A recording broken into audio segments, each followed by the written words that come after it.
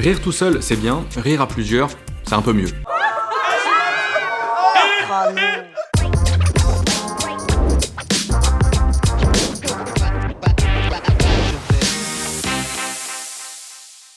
On va donc parler du rire partagé, du rire communicatif. Mais oui, en fait, pourquoi le rire est-il si contagieux? C'est pas un hasard si les rires préenregistrés ont eu autant de succès dans les séries comiques. Et ça pendant plusieurs dizaines d'années. Que ce soit dans la joie, dans la peur, dans la surprise ou dans le rire, nous sommes une espèce conditionnée à sociabiliser à travers différents mécanismes émotionnels. Dans une étude datant de 2006, des chercheurs de l'University College de Londres ont diffusé différents sons à des volontaires soumis à une IRM, afin d'analyser les zones du cerveau activées. Tous les sons activaient systématiquement la même zone de l'encéphale, le cortex prémoteur. Une zone du cerveau dont le but est de planifier et d'organiser le mouvement. En fonction du son entendu, notre cerveau planifie donc des réactions physiologiques adaptées.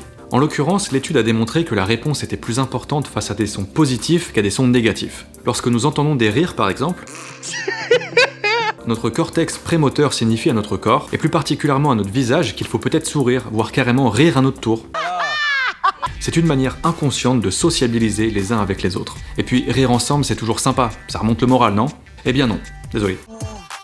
Figurez-vous qu'à de rares occasions, un rire communicatif a pu dégénérer et prendre des proportions complètement dingues. On va parler de l'épidémie de rire qui a frappé le Tanganyika, l'ancienne Tanzanie, en 1962. On sait pas bien comment ça a commencé, mais ce qui est sûr, c'est que c'était dans un pensionnat de filles dans le village de Kashasha. Tout est parti de 3 jeunes filles complètement pétées de rire jusqu'à se propager à des centaines de personnes, et ça, pendant 6 mois. Le village entier, devenu fou, n'arrivait plus à s'arrêter de rire. Certains se mettaient carrément à pleurer, voire à se montrer violents, tellement ils en pouvaient plus en fait. La population locale est terrifiée par cette épidémie, surnommée tour à tour Enwara Yokusheda, la maladie du rire, ou tout simplement Akajanja, la folie. Les écoles ferment, une enquête de santé publique est mise en place, mais l'épidémie s'arrête d'elle-même au bout de quelques mois. Alors au final, même si les causes restent mystérieuses, plusieurs hypothèses sont envisagées pour tenter d'expliquer cette crise d'hystérie hors du commun, tel qu'un symptôme de la somatisation d'une angoisse. Le pays venait tout juste d'obtenir son indépendance du Royaume-Uni lorsque cette maladie du rire se déclencha. Et si tout ça n'avait pas été finalement une dépression collective après des décennies de colonisation? Le rire communicatif est super intéressant psychologiquement parlant et surtout socialement parlant. Maintenant, je vais laisser la parole à Julien Méniel, histoire qu'il nous en dise un peu plus sur le sujet.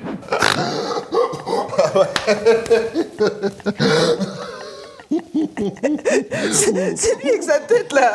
C'est pas possible. Je sais même plus pourquoi.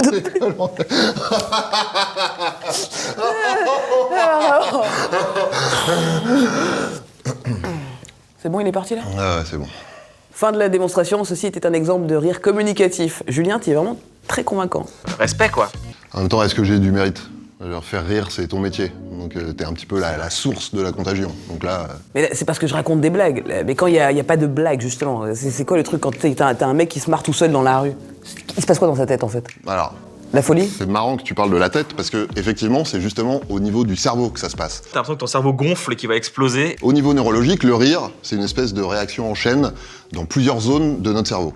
Et dans notre corps aussi. Parce que t'as remarqué, quand tu ris, ta respiration elle est plus courte, elle est plus haletante, et ton cœur s'accélère. Moi, c'est plutôt 3 gouttes dans la culotte et le nez qui coule, mais ouais, je vois l'idée, ouais.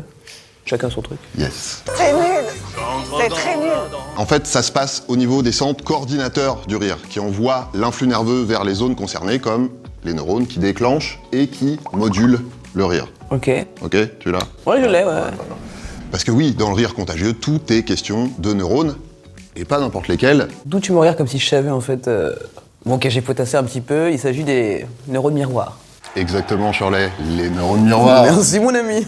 J'adore ce nom. C'est un truc tellement pitoyable. Alors, c'est une découverte assez récente dans le domaine des neurosciences. Pour faire simple, quand on voit quelqu'un qui fait quelque chose devant nous, nos neurones miroirs, ils s'activent et ils nous projettent une espèce de représentation mentale de l'action. C'est typiquement ce qui arrive quand on regarde un tuto, genre une vidéo tuto. La dernière fois, je regardais ça, un dimanche, là, je regardais un mec qui barattait du beurre, tu vois, et en même temps que je le voyais baratter du beurre, je me voyais moi baratter du beurre, tu vois, je voyais l'image. Je sais pas si tu captes ce que je veux dire. Comme si je m'imaginais déjà en train de faire l'action, quoi. Ça a l'air vachement sympa tes dimanches tuto, toi. Ma vie est sympa.